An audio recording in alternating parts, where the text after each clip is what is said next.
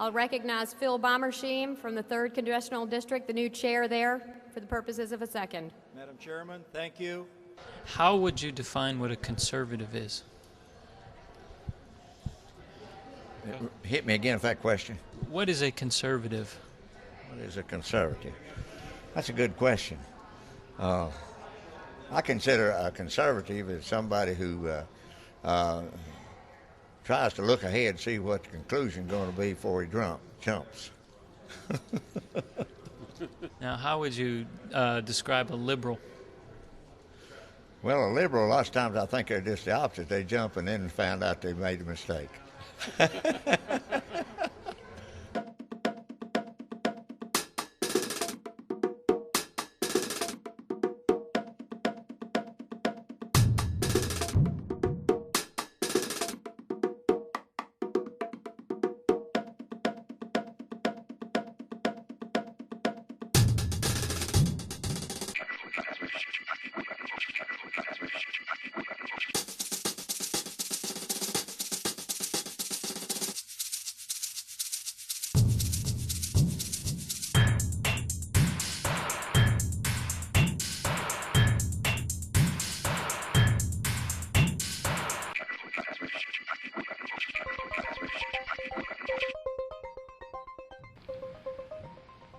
Why must we take this painful road?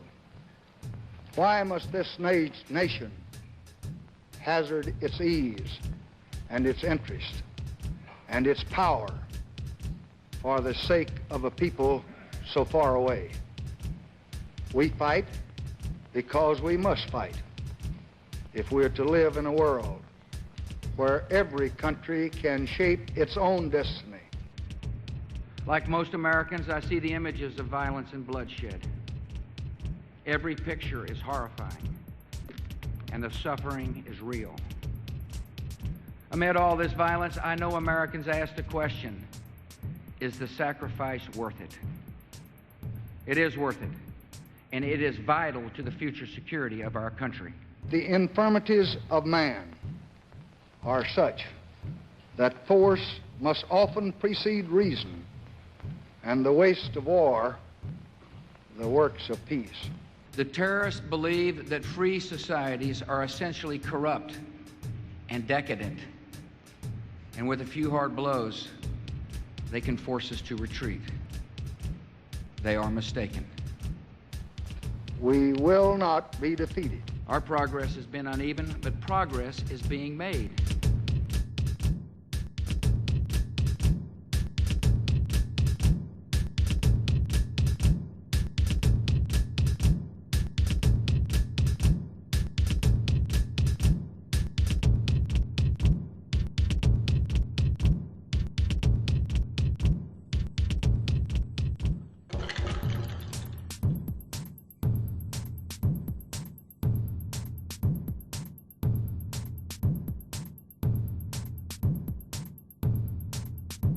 Anytime you use red for the Conservative Party and blue for the Liberal Party, if we accept those definitions, you're just totally out of scheme with the colors of history. In other words, communism was red and Toryism was blue, so why do we have it reversed? Obviously, some noodlehead at the media got this rolling, and it's unfortunate.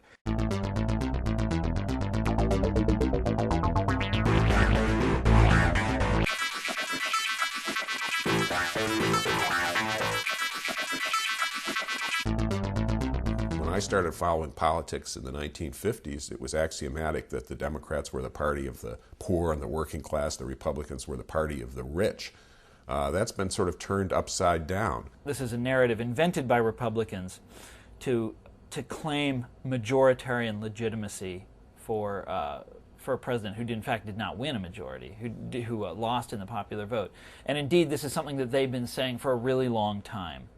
On the one hand, you have Richard Nixon's Middle America, the silent majority. It is another voice. It is the quiet voice in the tumult of the shouting.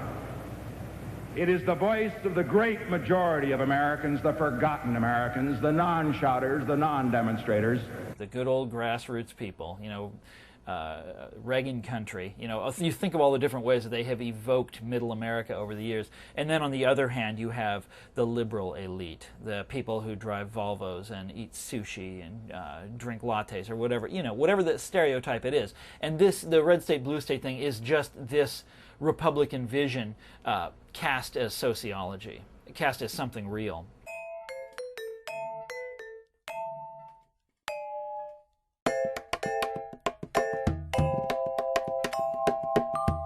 Well, you know, in the year 2000 election, Bush did win the white working class vote.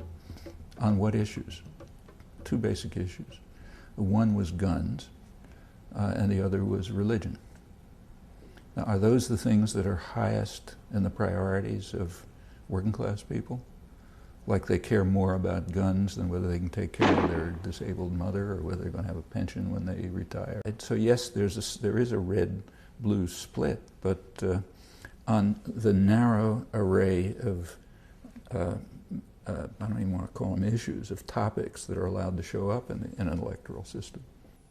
You've got the liberals, if you will, or the Democrats clustered on the coast and in the Northeast, and the rest of the country, which is rather sneeringly designated by those people as flyover country, is you know, the rest of us. It is striking that the Democratic vote is so clustered in a few places, and the Republican vote is everywhere else. You know, we often laugh and say we wish that we could vote by square mileage in America. Then conservatives would win all the time.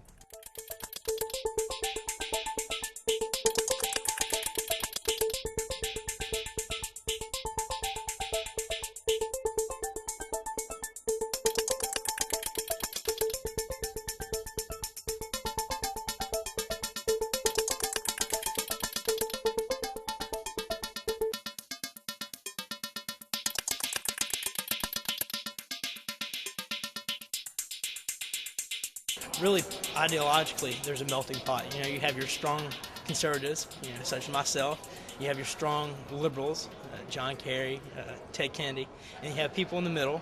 Yet, certain issues, you know, people sway different ways. I have a very good cousin who's a strong conservative, but one or two issues he's totally liberal on. It's true that, you know, the southern states are generally and always more conservative than the northern states.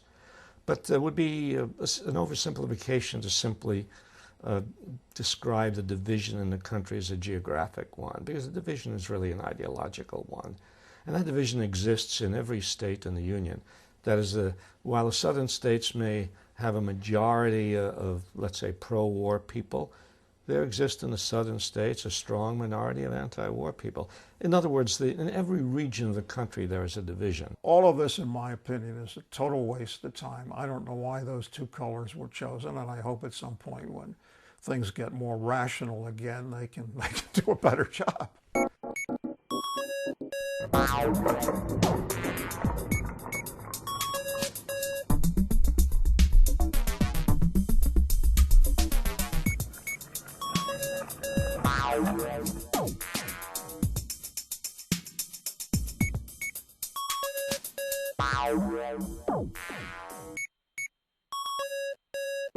How would you define a conservative?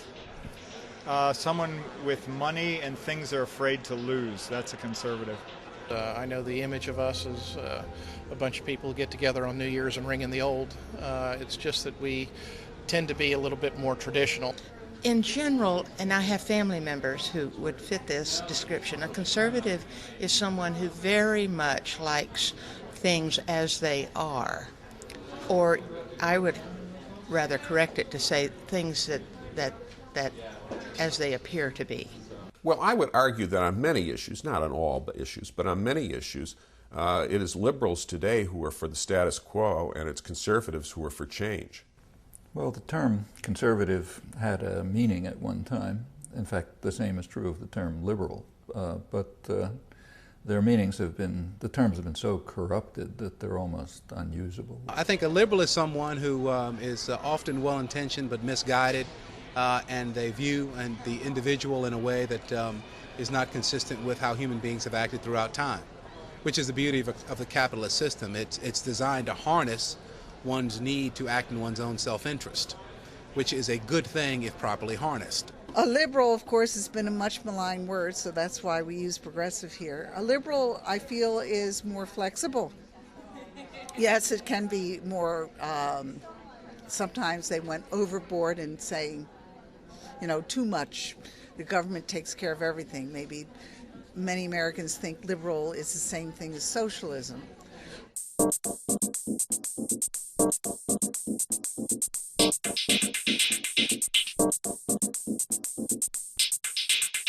Modern liberalism began as a protest against the so-called robber barons, the industrialists, bankers, financiers, the Andrew Carnegies and J.P. Morgans and John D. Rockefellers, who were perceived as revolutionizing American society, and revolutionizing it not in a positive sense, in dividing the rich from the poor, in controlling government for their own interests.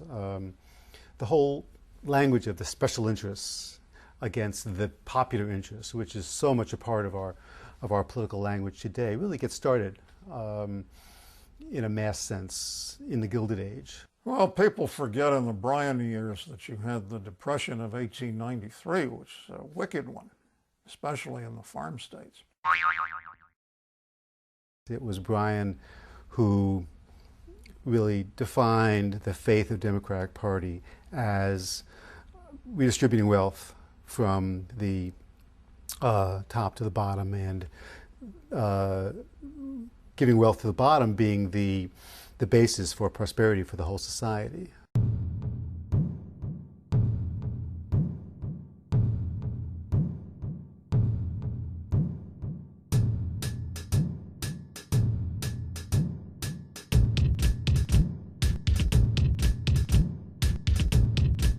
If McKinley hadn't been a strong Republican, Bryan might have won the presidency on a very radical platform. It turned out that the Republicans took a number of the things he stood for in the next couple of decades. They had to.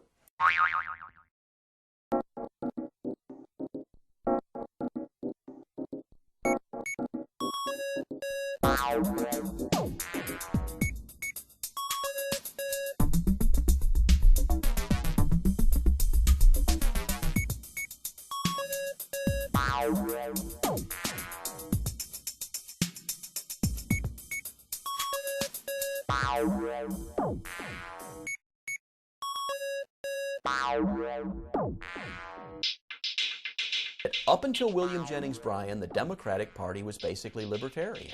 It stood for personal freedom and low taxes and free markets, particularly free trade.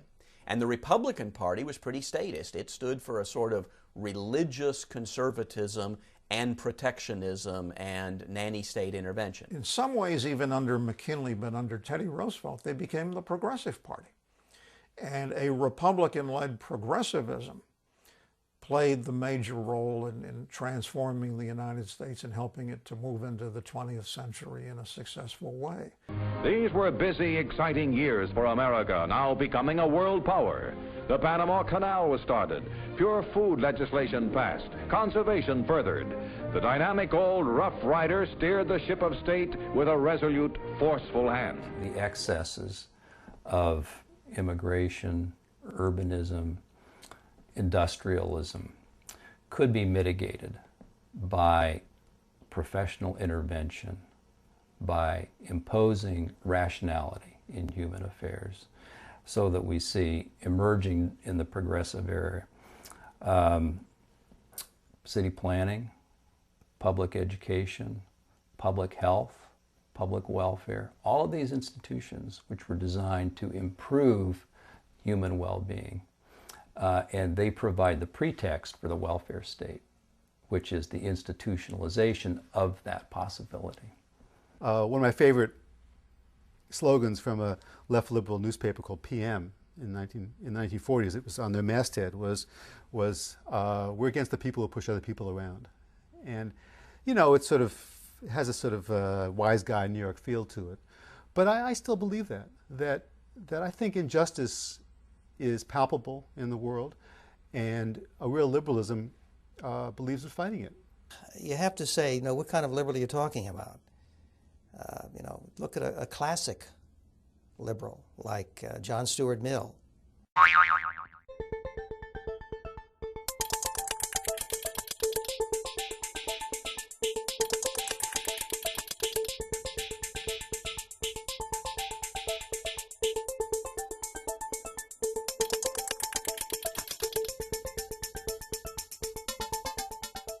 mean, there was a time when conservative and liberal meant about the same thing.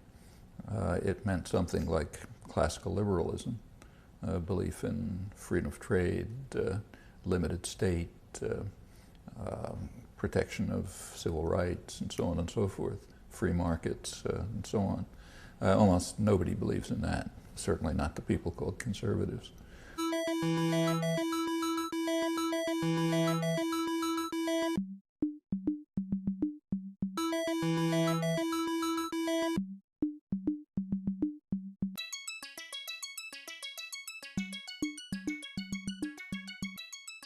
A liberal is somebody who, for one reason or another, is willing to say that they are part of a declining species. And in this sense, I think a liberal is sort of an odd breed of cat. I'm a liberal, though a liberal who's been mugged by a certain amount of historical reality to understand that one has to make haste slowly. I'm a liberal and I'm proud of it. And the L word is okay in my book. And I think that those liberals who are out there ought to stop trying to shy away from being liberal. There's nothing wrong with it.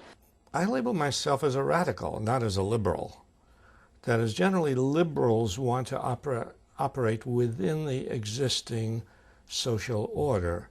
You know, a liberal in the United States usually believes in capitalism, believes in more benign capitalism. Liberalism will go along with an expansionist foreign policy, even with war, and maybe will criticize the wars conducted, or will distinguish between good wars, bad wars, just wars, unjust wars. A radical will question the very idea of war. It really wasn't until the 30s that Franklin D. Roosevelt grasped the term, captured the term, if you will, and began to run with it. And it became very difficult for many people we now call conservatives, like Herbert Hoover, to give up that term. Through the Franklin Roosevelt administration, there were still people who said, I'm a liberal, and I'm against the sort of thing Franklin Roosevelt is doing.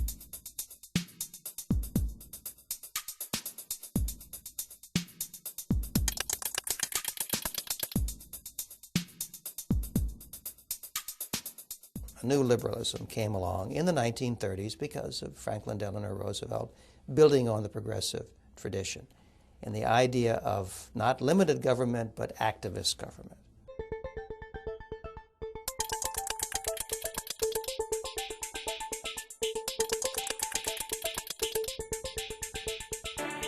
Franklin Delano Roosevelt, who became one of the greatest presidents of the United States, a friendly, quick-smiling man who loved his neighbors and his family.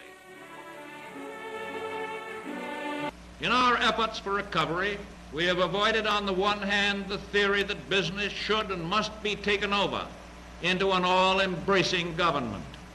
We have avoided on the other hand the equally untenable theory that it is an interference with liberty to offer reasonable help when private enterprise is in need.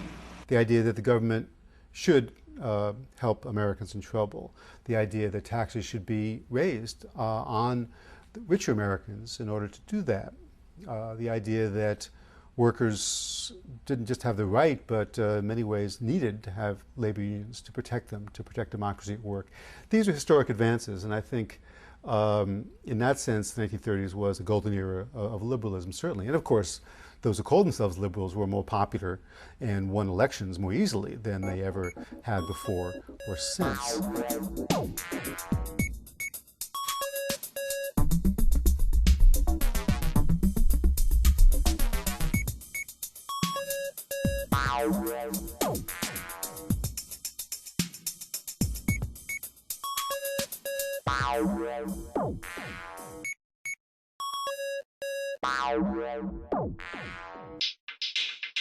Basically, the political coalition that Franklin Roosevelt made was to take progressive Republicans into the Democratic Party, both voters and politicians. But Roosevelt's intimidation of the Supreme Court of the United States got us where we are today, because when he came up with a whole series of programs which were blatantly unconstitutional, and the Supreme Court said so, he threatened to pack the Supreme Court, and they buckled under to that threat.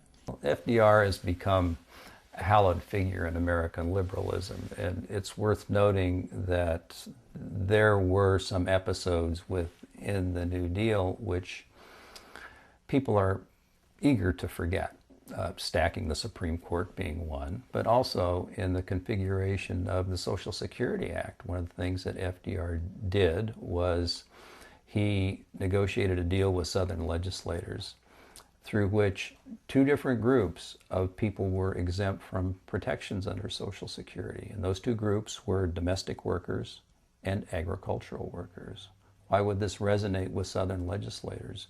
Both of those occupational groups were overwhelmingly African American. Roosevelt was a patrician, came from a wealthy background. This was a vigorous, dynamic man who lived the strenuous life to the hilt, despite the tragic, crippling paralysis which almost ended his career at the age of 39. Much of his time was spent with his family. But he did put through social democratic policies, not because he wanted to particularly, but because there were big popular mass movements pushing him to. Those were days of real political ferment, organizing. CIO was organized. Sit-down strikes were taking place, which are just one step before takeover of industry by the working class. Roosevelt, during the Great Depression, was really concerned with improving the working of capitalism as he saw it, rather than with nationalizing the means of production, distribution, and exchange, which many people in Europe wanted to do. Most labor leaders in this country wanted what they would call a fair share of the American dream, not a new sort of system. These Iowa farmers have armed themselves to oppose the farm strike. They call themselves the Law and Order League, and they're guarding farm product shipments through the picket lines. Meanwhile, reconstruction work is going ahead rapidly on the railroad and highway bridges burned by the farm strikers several days ago in a desperate effort to halt the movement of farm produce. Anti-picketing sympathy is growing stronger among the farm residents of this section. Liberalism was already in trouble after about 6 years of Roosevelt's administration. And in World War II, the New Deal was replaced by Win the War. In the process of winning the war, certainly the state grew larger. The government took on more functions it had not had before. But the price of that, I think, was a demobilization of many of the social movements which had undergirded the New Deal. We have a right to be proud of the part that American women are playing in this war.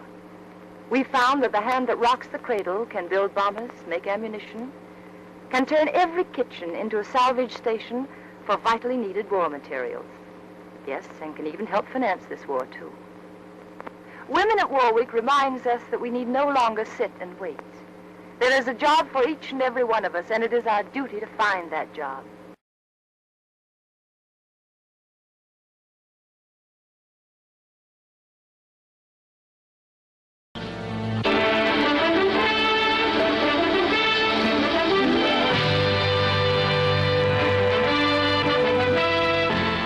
I am Edward R. Murrow. The opposing point of view in this conflict rests on a fundamentally different vision of man.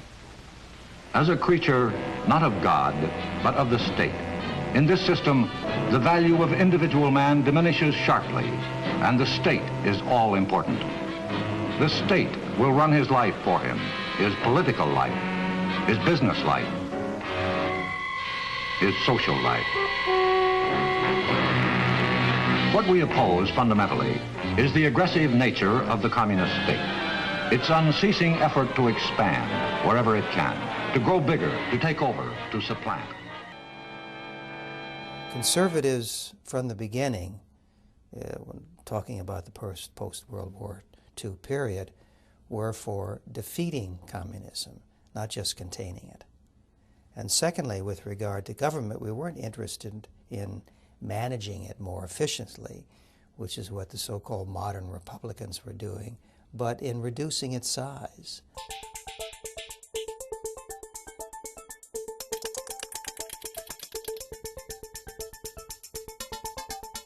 In the post-war era, the social insurance programs that were liberally inspired began to consume ever more of budgetary resources. Here's how it works. Old age and survivors insurance is earned by most of us because most jobs are now covered by the Social Security Act.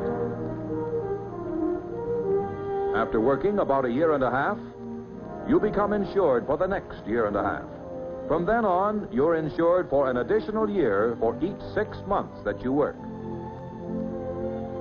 At the end of 10 years of work, you are insured for the rest of your life.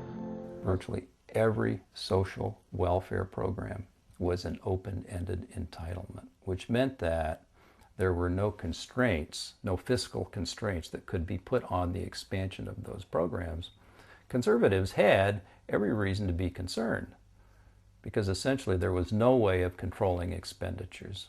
America has always been much more skeptical about the centralized state than any European country. Most Europeans believe in their heart of hearts that power is something that's possessed by the state and is generously handed down to individuals. And I think Americans have exactly the opposite assumption. Power is something that individuals possess, and they reluctantly hand it upwards. And they first of all hand it to the lowest possible level, and only in the end, finally, to federal government. It's a different view of the world. No government ever voluntarily reduces itself in size. So government programs once launched never disappear. Actually, a government bureau is the nearest thing to eternal life we'll ever see on this earth.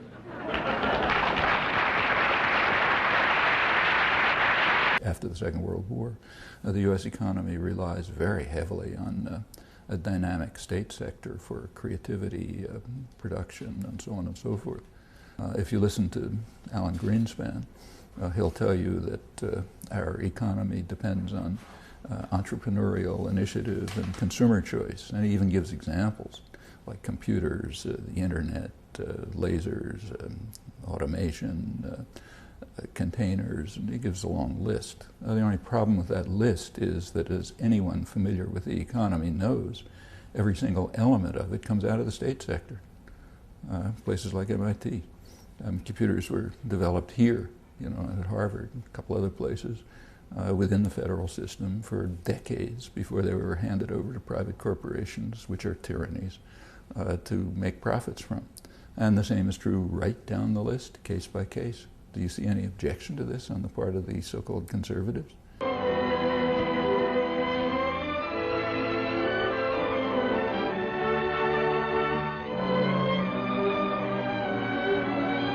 For the lightning shifts of air battle, the Air Force requested from IBM a computer capable of translating volumes of changing data into a continuous flow of interpretations, which could be understood at a glance. Air defense required split-second presentation as well as split-second calculation.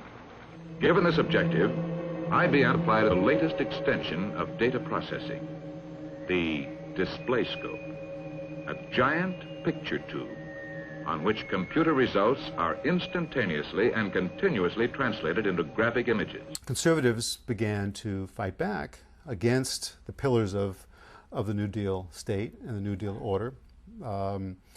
Labor, some groups to the left of the New Deal, like the Communist Party, were attacked and marginalized.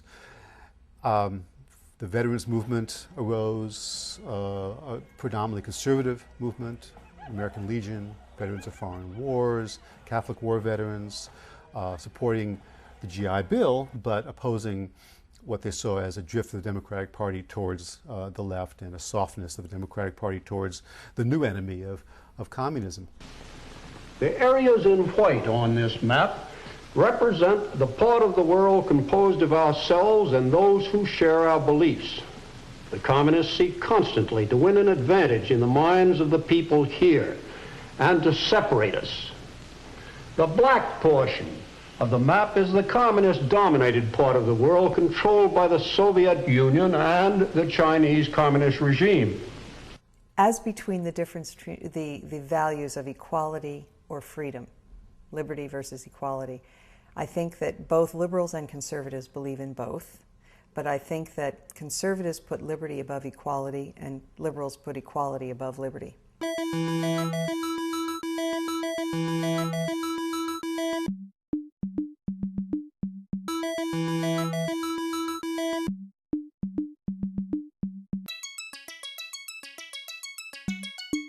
Limited government, the free market, individual freedom and responsibility, a strong national defense, and traditional American values. A belief in God, a commitment to family, respect for community. The conservatives in America are the free market party. They aren't interested in some Edmund Burkean, maintaining a connection with the past. No, they're about let the market do its thing. Edmund Burke was principally a late 18th century British statesman and member of Parliament who defined his conservatism based in fair measure on the radical and discontinuous politics that he saw in the French Revolution, with the notions of equality and uprooting institutions. And he defined conservatism in a way that made it anti-Jacobin, made it opposed to the French Revolution. Now, in some ways, what you have with the Bushes, in a sense, is conservative Jacobinism of uprooting things and putting through preposterous distortions of war rationales and preemptive this and spasmodic that. Let me finish. There are some who feel like that, the conditions are such that they can attack us there. My answer is bring them on.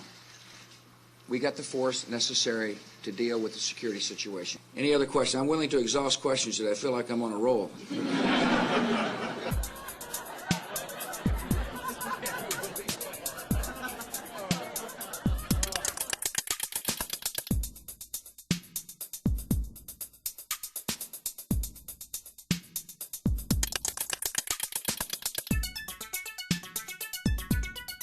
Burke particularly made a distinction between the French Revolution, which was a break with the past, a total and complete and bloody break with the past, and the American Revolution, which he called a conservative revolution.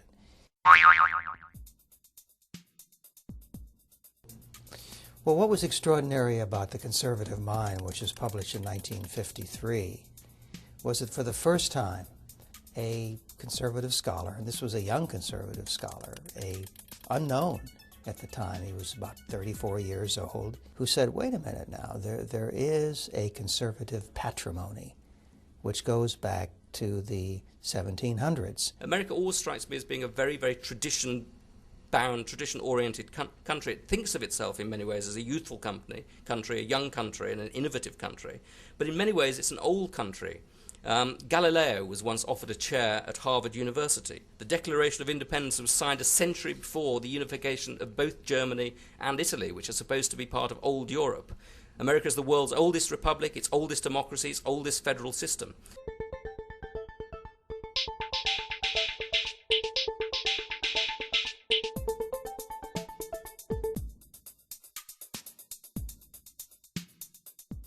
If you're a conservative, presumably it means you want to conserve something. So the interesting question is, do you want to conserve the medieval world order? Do you want to conserve the early modern world order? Do you want to conserve 1776? What does it mean to be a conservative in a country founded in liberal revolution? My view of conservatism and conservatives is that they generally trust individuals more than they do institutions, particularly governmental institutions. They trust the ability of an individual to fend for him or herself, and whether that's feeding his or her family or defining the best way to go about achieving a particular end. What is it about your life that made you a conservative?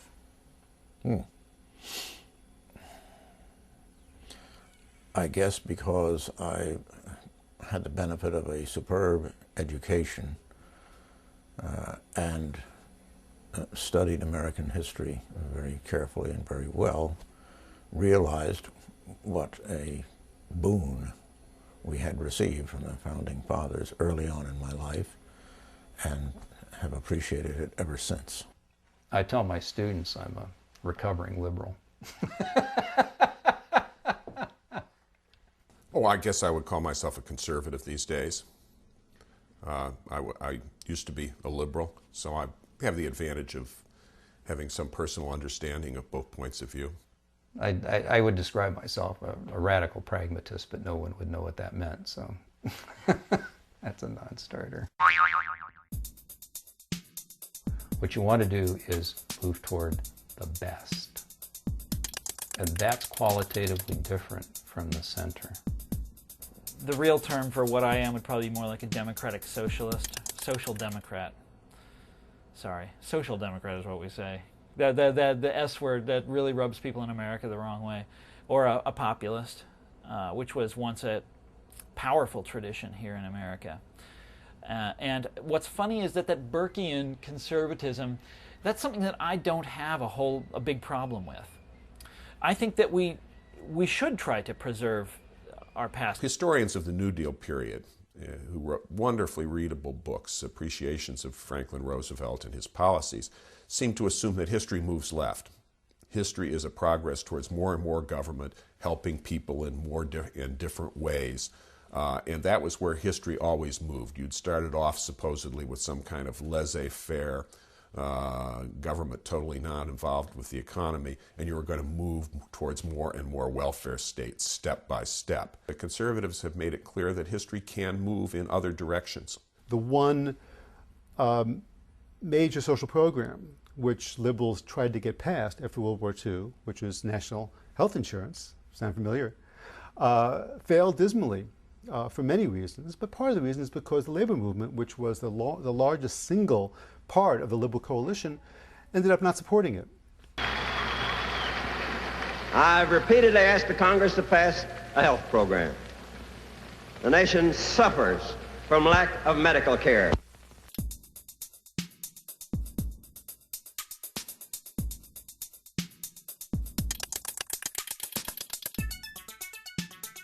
In the 1950s, John Kenneth Galbraith wrote a book called The Liberal Hour.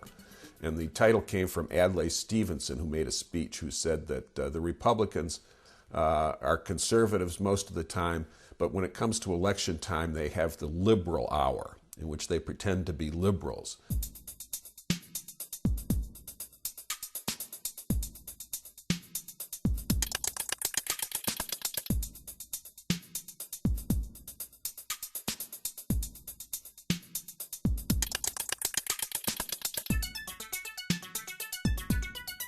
The overwhelming accomplishment of liberalism was to invent the American middle class.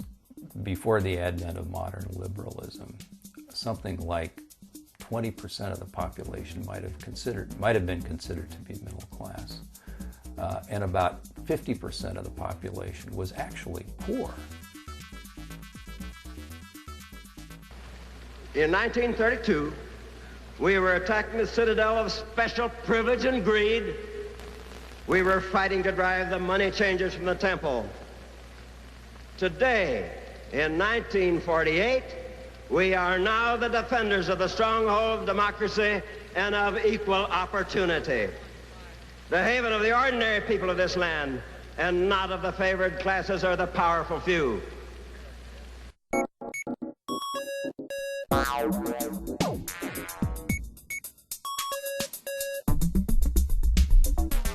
If you go back to the 1950s, there's hardly anybody who would call themselves a conservative. We have to remember that liberalism from 1945 until sometime in the mid-1970s is a Cold War liberalism. Liberals were the ones who were there at the beginning of the Cold War. They were in office at the beginning of the Cold War. They were the architects of the Cold War. Nixon. In the election of 1860, Abraham Lincoln said the question was whether this nation could exist half slave or half free. In the election of 1960, and with the world around us, the question is whether the world will exist half slave or half free. Now, a liberal Democrat in 1960 was somebody who was a firm anti-communist, who was pro-civil rights, who had a basically benevolent and optimistic view about the United States. I'm not satisfied until every American enjoys his full constitutional rights. If a Negro baby is born, and this is true also of Puerto Ricans and Mexicans in some of our cities, he has about 1/2 as much chance to get through high school as a white baby. He has 1/3 as much chance to get through college as a white student. He has about 1/3 as much chance to be a professional man, about 1/2 as much chance to own a house. He has about 4 times as much chance that he'll be out of work in his life as the white baby. I think we can do better. I don't want the talents of any American to go to waste.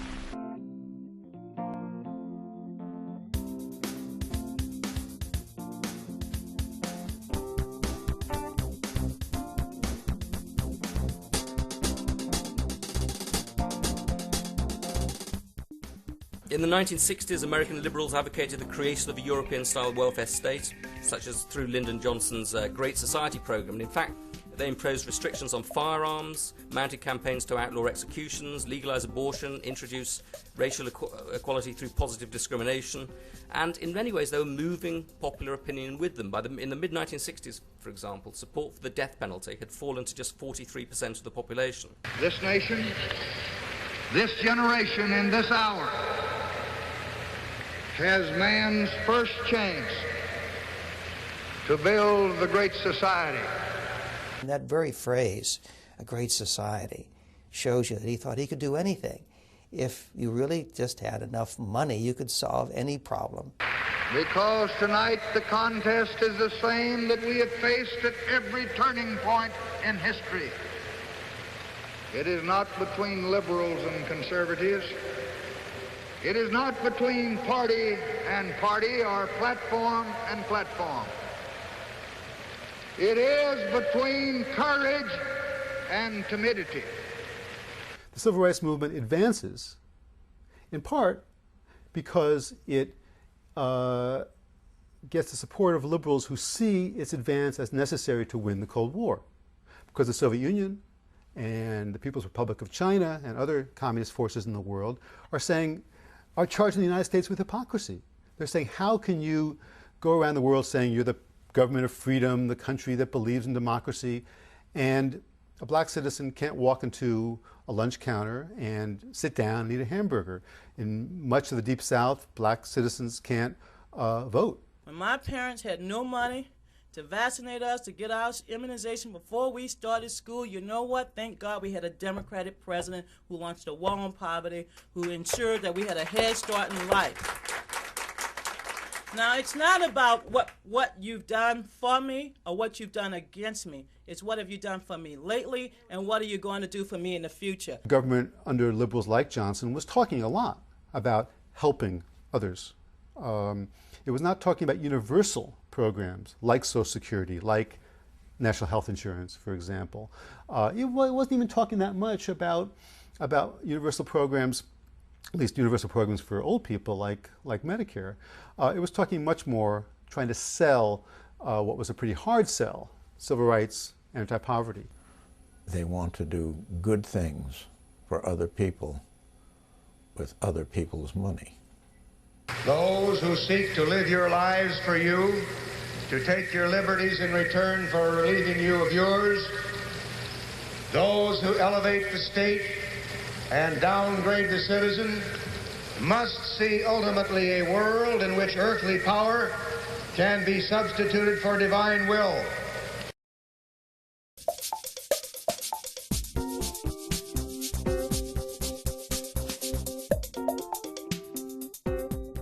In 1964, of course, American conservatism threw up its first serious presidential candidate who embraced the term conservative, and Barry Goldwater was duly walloped by the biggest margin in American presidential history. This was partly because the Arizona senator was a slightly odd, eccentric presidential candidate. Let our republicanism, so focused and so dedicated, not be made fuzzy and futile by unthinking and stupid labels.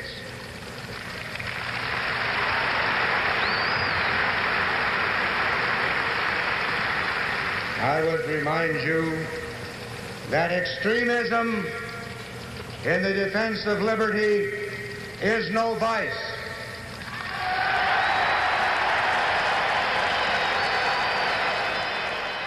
Barry Goldwater raised so many of the issues, which at the time, and approaches to those issues, which were radical then, extreme then, if you will, but now mainstream, such as why not privatize, at least partially, Social Security? What about doing away with farm subsidies? From what I've read, the Southern strategy sort of started when you were involved in politics in the 60s. Well, the first thing you're going to have to do there is back up, because the first Southern strategy overtly was Barry Goldwater in 1964. And Goldwater's Southern strategy was basically to appeal to the South on the idea of the civil rights issue as being radicalism and anti-Southernism. And it did appeal to the South, but just the Deep South. Just the South that had the heavy ratios of black-white division. And Goldwater was absolutely wiped out.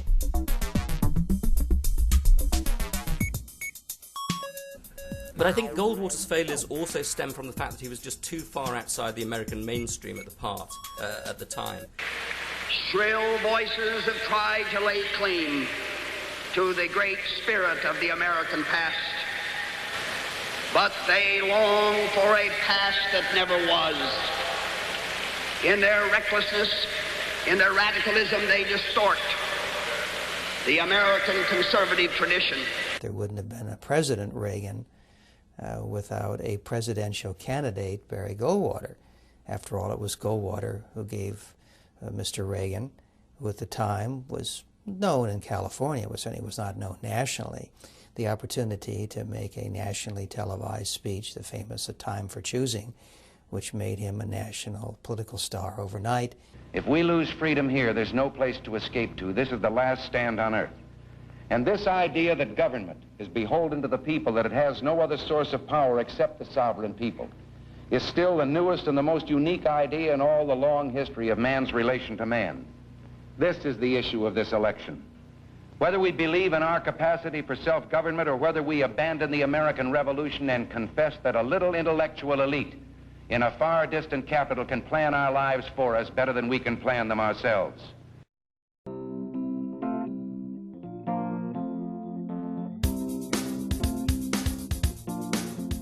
I think it's essential to presume competence on the part of people. And one of the Achilles heels of liberalism is the presumption of incompetence. And then you get the nanny state. You got all these professionals taking care of citizens who often don't need it and frequently resent it. This is not a formula for public support. In the summer of 1967, I worked as an intern in the office of the mayor of Detroit, late Jerome P. Kavanaugh. He was a very talented and charming man. And that was the summer of the Detroit riot. I very much admired the kind of liberal policies that Mayor Kavanaugh was trying to put into effect, and I thought those would make life better in our central cities. But in the years following that riot, I really saw what happened to Detroit and how the well-intentioned policies of welfare and crime control that were put into effect by Kavanaugh and his successors ended up in resulting in terrible devastation. When the cities went up in flames because many poor black Americans were angry about the lack of progress in their economic lives, many white Democrats blamed liberals for taking their money, not helping them, helping other people who didn't deserve to be helped.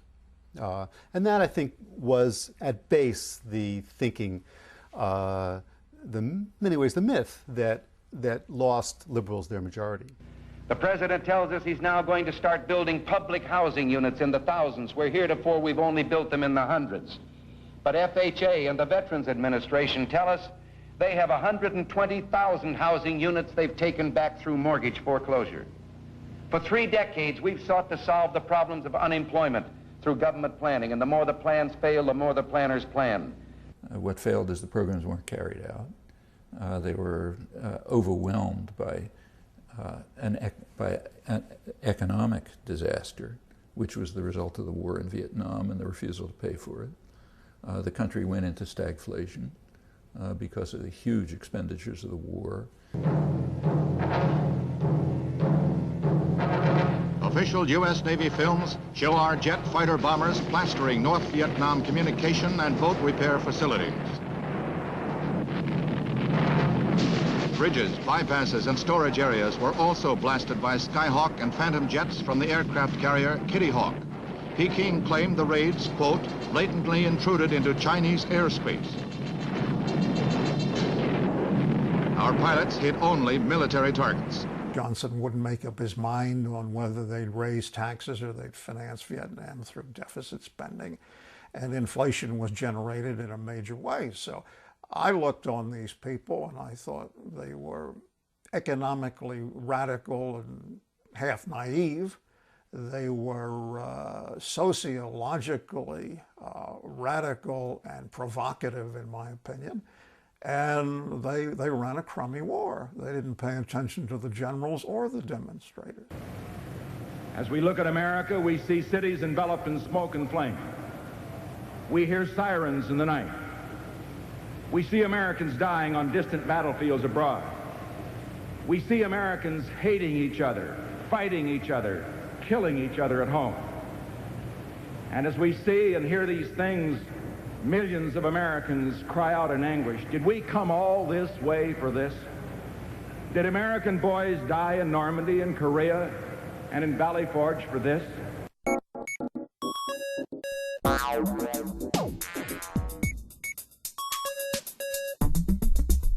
Maybe you're one of those who stood up for America way back in 1968, sick of hearing those rich kids in beads badmouth the country every night on TV. Maybe you knew exactly what Richard Nixon meant when he talked about the silent majority, the people whose hard work was rewarded with nothing but insults from the network news and the know-it-all college professors, none of them interested in anything you had to say. We were corrupt. We were a sick society, people said. We were, and if you have a little bit of perspective on history, you have to say, these people are absolutely mad. Compared to other societies, any other place or time in the world, this is a sick society.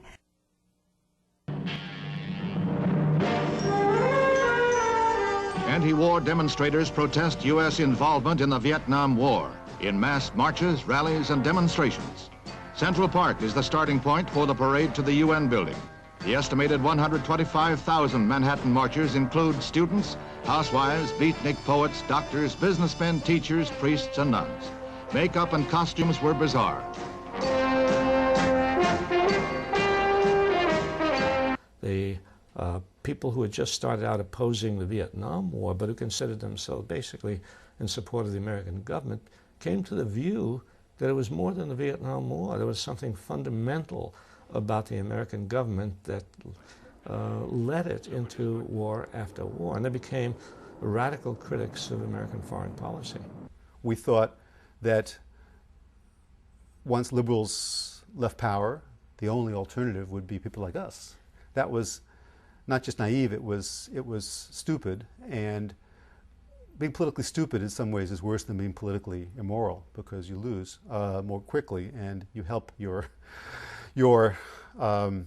adversaries. We never took seriously that conservatives might actually take over.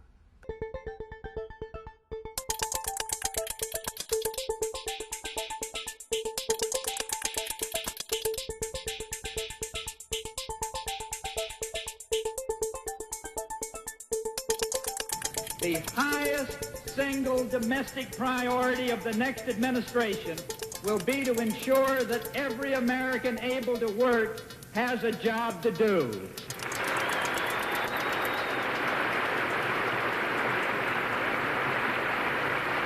That job guarantee will and must depend upon a reinvigorated private economy, freed at last from the uncertainties and burdens of war. But it is our firm commitment that whatever employment the private sector does not provide, the federal government will either stimulate or provide itself. I think that you can argue that liberalism was an aberration in America. That really the tradition in America is a more conservative tradition. You know, when they lost back in the 60s, they put together their 40-year plan. We're at the end of their 40-year plan, thank the Lord. But they've had 40 years of building, 40 years of expanding, 40 years of growing. And yet, on the Democratic side, if you look at the turnout patterns, we've had 40 years of success. We started losing elections not because Republicans out-organized us, but because many of our people grew disenchanted, didn't think that we could make a difference anymore. They got tired and weary, and we didn't re-engage them anymore. The trouble with our liberal friends is not that they're ignorant. It's just that they know so much that isn't so. Thank you. Please join me in the pledge to the flag of this great country. I pledge allegiance to the flag of the United States of America and to the republic for which it stands, one nation, under God, indivisible, with liberty and justice for all. Thank you. You get reaction, you get a conservative fight back. You've got, of course, got the National Review from the mid-1950s, but you get think tanks such as Heritage and, of course, the Cato Institute. You get the creation of organizations such as the Conservative Union. And in the process of this fight back, you get the creation of a very distinctive brand of conservatism, much more vibrant, much more radical, and much more bold than anything you see in Europe.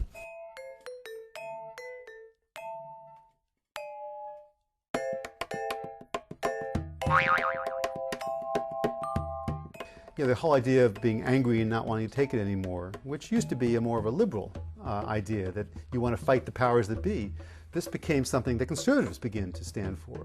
Liberals never seem to go away, no matter how many electoral victories these guys win. It's always a botch. It's always screwed up. The liberals are always ruining everything. And they're always, you know, these crazy kids on campuses insulting our values. And there's always these, you know, offensive TV shows. And they turn on the radio in their car and they get really mad about something or another. And it's like everything in the world that they encounter is evidence of the, you know, the perfidy of liberalism.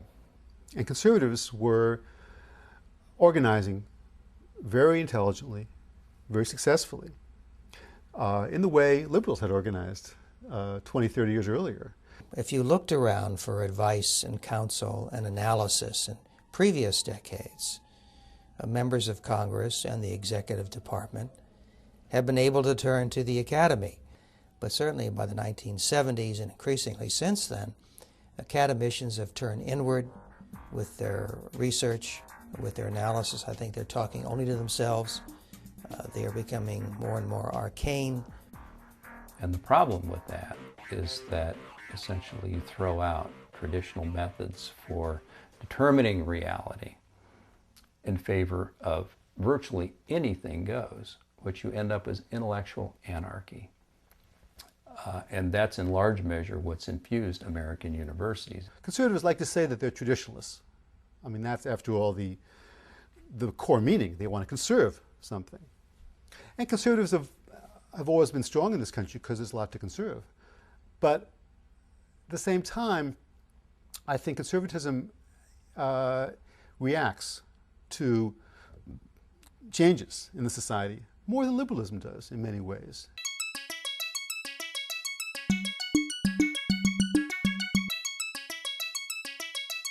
You know, liberalism, certainly in the 60s and 70s, was seen as seeing government as the answer to everything. Oh, there's poverty, a new program. Oh, there's a problem of housing, create a new welfare bureaucracy. And the sense that coming out of that was a failure of the welfare state, broken families, more crime, you know, inflation, the whole Carter-era stagflation, where you had a stagnant economy and high inflation. So I think that and you know, the Iranian takeover of the U.S. Embassy, a perception of weakness in the international sphere, you know, that you had economic failure at home, a bad economy, failed government policies, insecurity in terms of crime at home, and insecurity abroad. Our country's lived through a time of torment. It's now a time for healing. We want to have faith again. We want to be proud again. We just want the truth again. It's time for the people to run the government and not the other way around. The 60s and the movements of the 60s caused a great fear in the conservative classes of the United States, and they set out to reverse that distrust of authority that had become so powerful in the 1960s. They set out to restore the idea of acceptable wars. They did it by making war on little weak countries where they could have a short war with few American casualties. A generation shaped by Vietnam must remember the lessons of Vietnam. When America uses force in the world, the cause must be just, the goal must be clear, and the victory must be overwhelming. I had been one of those who thought that the Vietnam War was something America should not have undertaken. But as I watched the foreign policy in the late 1970s, as America seemed to be in retreat in the world, I decided that that was not a good thing, and that America taking a more assertive, forward-looking, involved role in the world was a better idea. The ideas of Ronald Reagan. Never before in our history have Americans been called upon to face three grave threats to our very existence, any one of which could destroy us. We face a disintegrating economy, a weakened defense, and an energy policy based on the sharing of scarcity. The major issue of this campaign is the direct political, personal, and moral responsibility of Democratic Party leadership in the White House and in the Congress for this unprecedented calamity which has befallen us. Reagan was critical to conservatism because he was able to capture the idealism of conservatism, not just its sour, how much is this going to cost side, which lots of members of Congress had mastered. One thinks of Bob Dole. Here was not just an attractive, brilliant communicator, but somebody who took conservative ideas and made them work. When I traveled with him in the campaign, I worked for him in 1979, 1980 in the campaign, was in the White House afterwards. He read articles, read magazines, he'd pull articles out and hand them to us and say, look at this, look at that. I mean, this is a man who actually cared deeply about philosophy, and while some of his policies didn't turn out the way I wish they had, and government, spending went up, what have you, that's something, he had a vision of limited government. Trust me, government asks that we concentrate our hopes and dreams on one man, that we trust him to do what's best for us. Well, my view of government places trust not in one person or one party, but in those values that transcend persons and parties.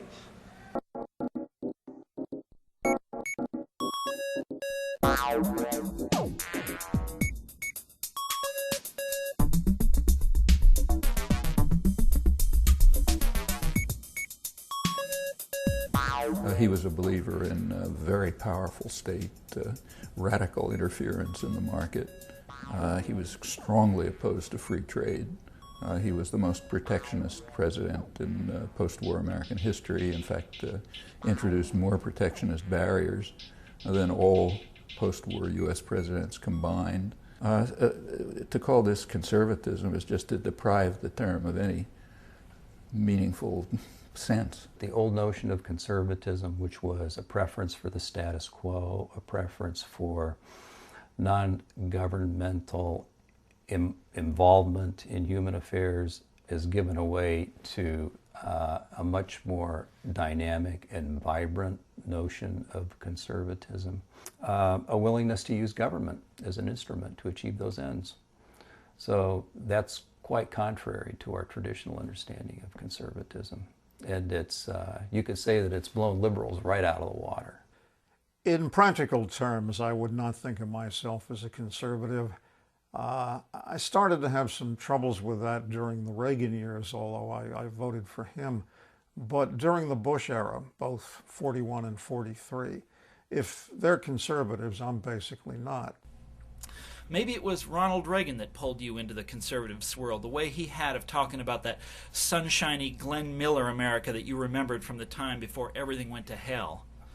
Or maybe you were pushed Maybe it was Bill Clinton that made a Republican out of you with his patently phony compassion and his obvious contempt for average non-Ivy Americans, the ones he had the nerve to order into combat, even though he himself took the coward's way out when his turn came. Well, ever since about 1972, the whole issue of values has taken a much higher profile and a much more dominant role in electoral politics than issues like income, perceived economic interests. By the 1980s, the major media had become so dominated by corporate wealth. The radio talk shows, which are listened to by enormous numbers of Americans, kept persuading the American people that liberals were dangerous. American to the core, the G-Man, G. Gordon Liddy. I have to agree with you, Gordon. I think that that's the natural result of the liberal movement to socially engineer the services. I think you saw a lot of that under the Clinton administration, obviously, when we did. He tried to push through the gays in the military. Colonel, we need to take a quick break for some commercial messages with your kind indulgence. We'll be right back to talk more about your brand new book, Reckless Disregard, How Liberal Democrats Undercut Our Military, Endanger Our Soldiers, and Jeopardize Our Security.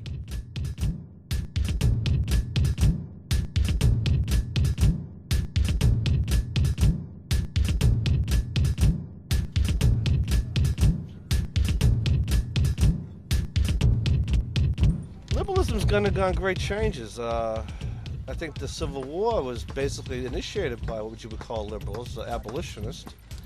But that's degenerated now into becoming anti-God, anti-religion, pro-abortion, pro-radical feminism. That seems to be the beating heart of liberalism, is this right to abort. If you drill the word for 40 years that it's a bad word, it becomes a bad word to many people. There was a baseball player once who said he's got second base so messed up nobody can play it. Today's liberals have messed up the word liberal so bad nobody wants it. The liberals don't want to be called liberal, and you'll notice that newspapers almost never call a liberal senator liberal because they think it's a swear word.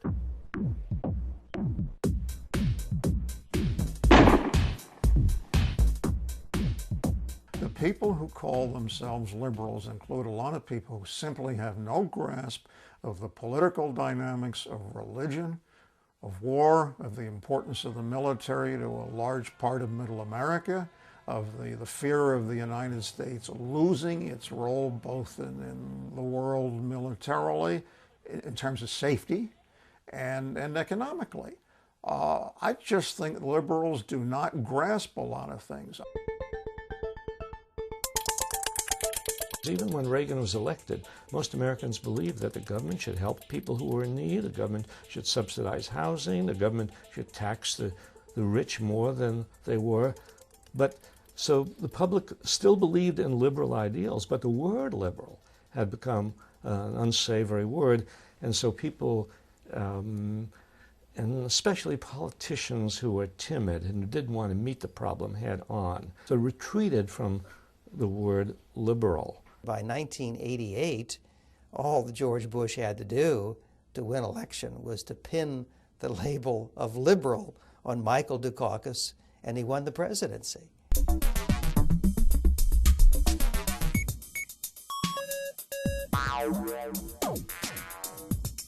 The problem is that the Democrats, in the last 20 or so years, they decided that it was time they changed their appeal, and they started reaching out, and instead of appealing to members of the working class and organized labor, that they look for a new coalition, students, and the main group being professionals.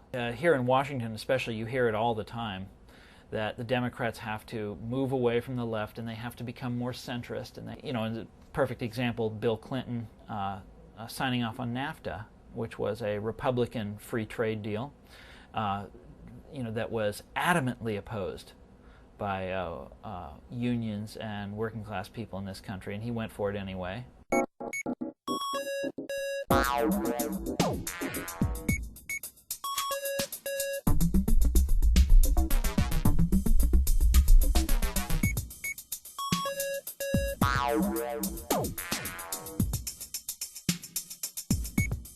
It's very difficult to find a traditional liberal position in America. I would think today liberals have become very conservative. In the United States, the term liberal has shifted its meaning quite considerably. So what is called a liberal in England might be called a conservative in the United States. A liberal in the United States is what would be called in Europe a social democrat. And a conservative in the United States, by now, it doesn't mean anything. Earlier we had conservative commentator Bill Bennett on, who said this is a liberal party with a liberal presidential ticket that's pretending to be moderates. Your response? Well, I think that Mr. Bennett, who's a wonderful thinker, will label anybody who disagrees with Dick Cheney as a liberal. So we really need to get ourselves back to where we used to be. We need to be Democrats. We need to speak out about what's right and stop this foolishness of trying to be like the Republicans.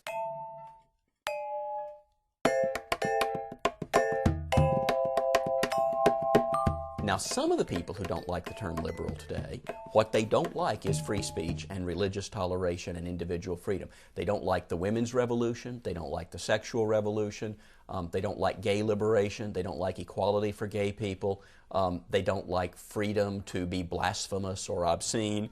And so those people are objecting to the traditional meaning of liberalism, which has gotten mixed up with the big spending, big government, big taxing kind of liberalism. Welcome to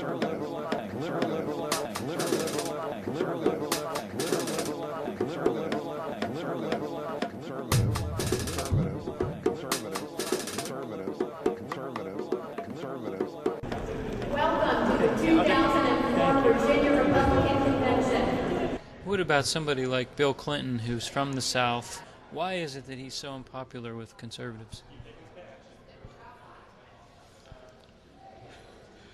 I guess his sex life we don't agree with. Why do you suppose the country is so politically divided now? I think it's polarized now because of George. It's gotten worse because of George Bush and the nature of his policies. It's embarrassing for our country to have a leader like this. I don't think the country is bitterly divided. I think political activists are bitterly divided. Well, the country has often been divided, but it's seldom been divided so evenly. It was in the period after the Civil War, if you look at the election returns there, and it was divided really over Civil War issues. Was the Civil War a good thing or not? The Democrats thought not, generally speaking. The Republicans thought it was. And that division lasted into the 1890s for really about 30 years. What you do have is partly because people are so sick of the two parties and the polarization and the corrupt politics, is a lack of enthusiasm, which means an awful lot of people who would be swing voters don't even bother to vote. Do you think that the country right now is bitterly divided, and if so, what is the fight all about? Yes, to answer your question, and the fight is between those who admire President Bush and his carrying the terror war to the enemy rather than fighting it out here, and those who hate George Bush because they do not believe to this day that he was in fact elected president. I mean, both Bill Clinton and George W. Bush, and I would add John Kerry as well, have personal qualities that people on the other side of the culture war just loathe. They can't stand them. And that has made it more bitter. The Florida controversy made it more bitter.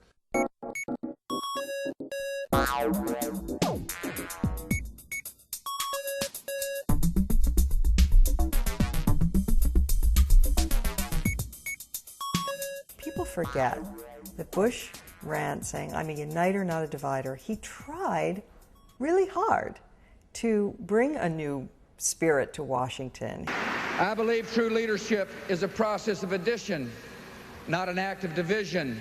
I will not attack a part of this country because I want to lead the whole of it. And I do not for the life of me understand what it is that they find so offensive about him. What about the hatred of Clinton? Well, I understand that a little better.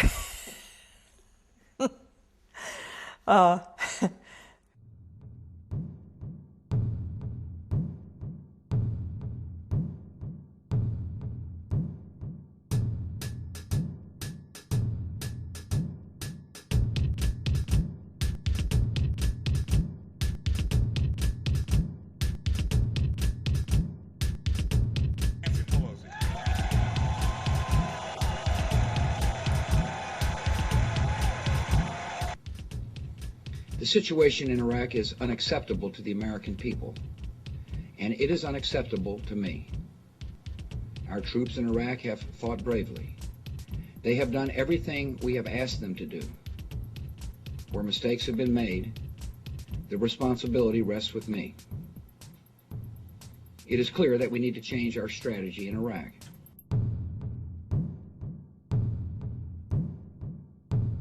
They have made a dirty word out of what a conservative is. And being a conservative isn't really a bad thing if you really know what the true meaning of being a conservative is. I feel the present conservative movement is the invasion of the body snatchers.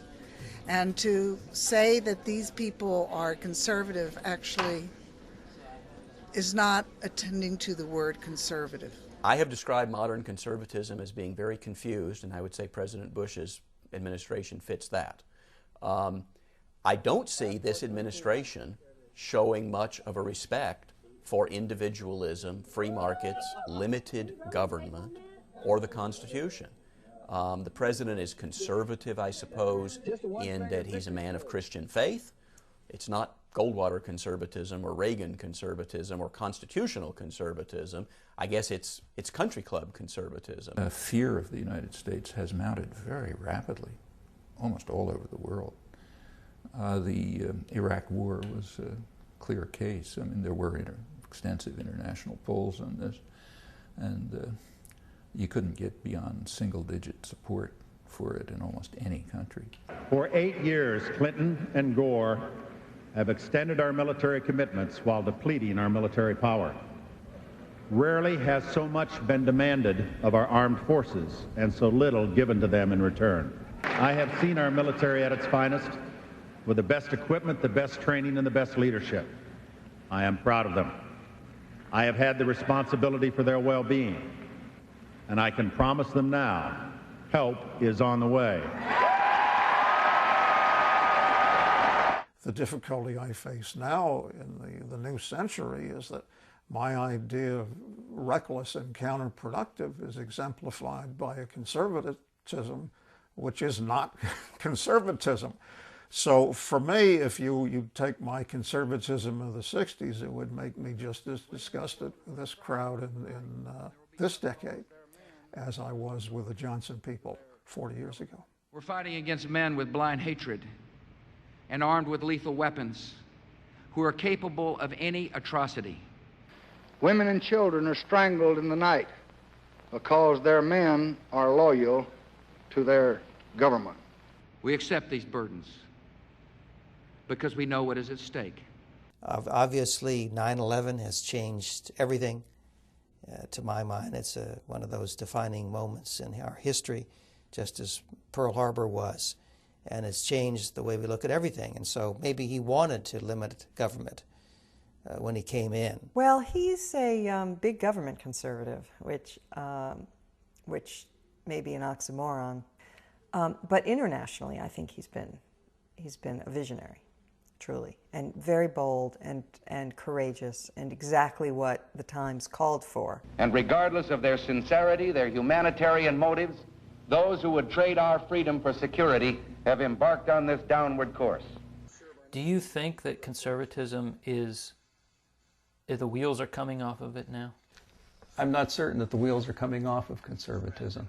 They have made strategic investments in the next generation. They have identified young talent, and they have brought them to Washington, D.C. for seminars, for internships.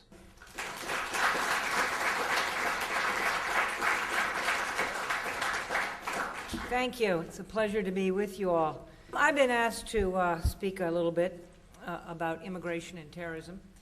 You know, there's a certain degree of just having to live with the fact that American academia is liberal. It's a privilege for me to be back before this very important institute, and I commend each of you for determining that this is an institute that is, as it is, worthy of your care and consideration, and be sure and remind your parents especially when it's time to give year-end gifts. When conservative women say, have some self-respect, liberals in the media call us self-righteous. When conservative women say promiscuity is degrading and self-destructive, liberals in the media call us prudes. Conservatives have been very diligent about that for the last 20 years.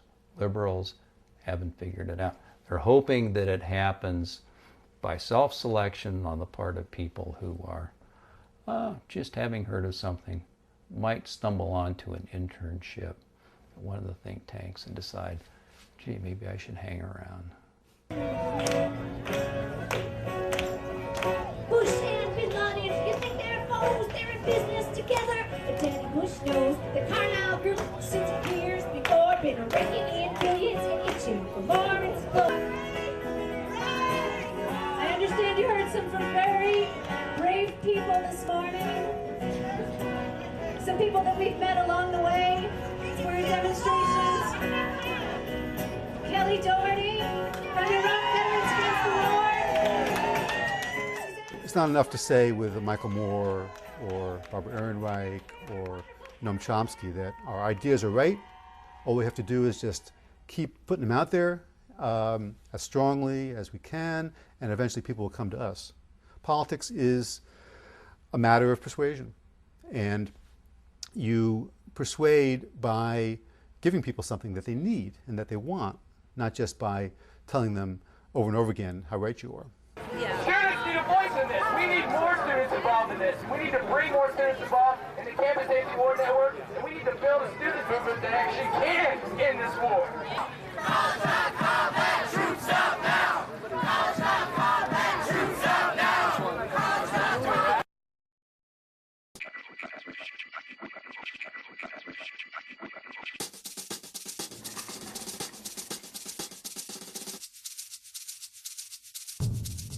I thought after the end of the Cold War, a lot of people thought that liberalism and conservatism, which were so bound up with different positions on communism and on the Cold War, would begin to unravel, and we'd see some third way.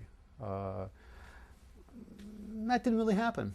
You know, we do not have a new center in American politics, at least not rhetorically. And that's because I think both sides need to base themselves on a traditional vision of the way things should be. And they need to have enemies. I mean, I lived through Pearl Harbor. I was 11 years old, and I listened on the radio as the Japanese were bombing Pearl Harbor. And the country came together immediately, and they stayed together until that war was over, you know, and they just crushed the enemy. But we have not done that. Why haven't we? I think because not enough was demanded of us. In the Second World War, our population was like 126 million versus 300 million now about. We had 16 million men under arms. Now, you would have to have 35 to 36 million young men under arms to have a similar situation. And everybody had to pitch in. I mean, we had to plow up our front lawns and plant food. I don't believe in big government, but I believe in effective governmental action. And I think that's the only way that the United States is going to maintain its freedom. It's the only way that we're going to move ahead. I've been active in politics. I've run campaigns. It used to be we had grassroots volunteers. Now most campaigns seem to be run by paid staffers, by paid speechwriters, and maybe people who run for office aren't using their own brains and their own thinking and their own practical thoughts. So the public relations industry, which basically runs elections, is dedicated, in fact they tell you, to focusing elections on what they call qualities, not issues. Like when an election comes along, an image is created of the candidate as a strong leader or trustworthy or someone you'd like to meet in a bar, or kid you hated in 4th grade or something like that. That's what elections are focused on. That's what we would call a failed state if it was another country. That is a country in which there are political forms, democratic forms, but they're not supposed to function. If democratic forms function, then the population votes on issues. A failed state, a failed state, a failed state, a failed state, a failed state, a failed state. What disturbs me about the labels, liberal and conservative, is that individuals, where the brain actually works and where language actually comes out, individuals have to subordinate themselves to the tribal definition. So if I'm liberal, I have to talk liberal talk, or if I'm conservative, I have to talk conservative talk. The words don't mean very much, but we need some kind of labels to tell us what people think and so on. If you ask the American people, are you liberal or conservative, a huge percentage will reject both. It's like having one foot in a bucket of cement, which is conservatism, another foot in a bucket of cement, which is liberalism, and it impedes our mobility.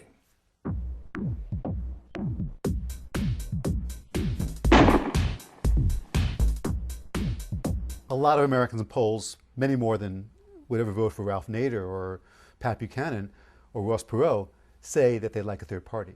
And I think if you had a third party which had a reasonable program, which wasn't just the vehicle for one individual, that could take off, and it would probably borrow from both liberalism and conservatism in different ways. I do think that it is possible to configure a post-liberal, a post-conservative orientation to national affairs, both domestically and with regard to foreign affairs. It's not necessarily to do a Ross Perot and invent a new political party.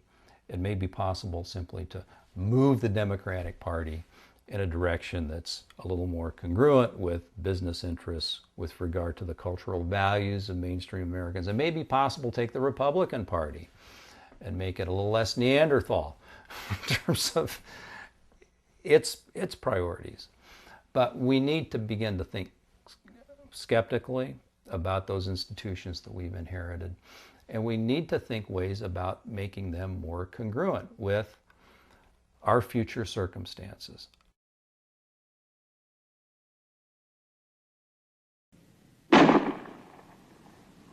What you want to do is move toward the best. And that's qualitatively different from the center.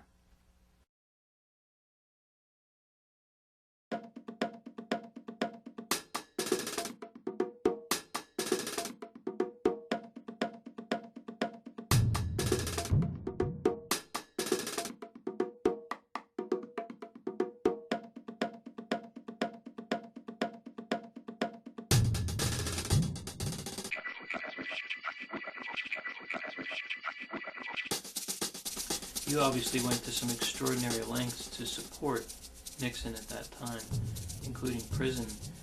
Were you... I think that could be held against him. Well, we talked to Jeff Duncan, who covers the Saints, and he said, there's...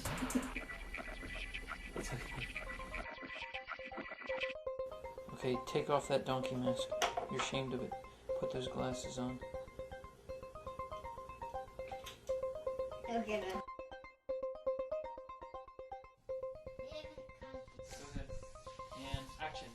Democracy is the most vile form of government. Democracies have ever been spectacles and turbulence and... On the box. Sorry. I just go, yeah, that's it. Keep doing that. By, say, the State Department or the universities or even big businesses. Look at the charities.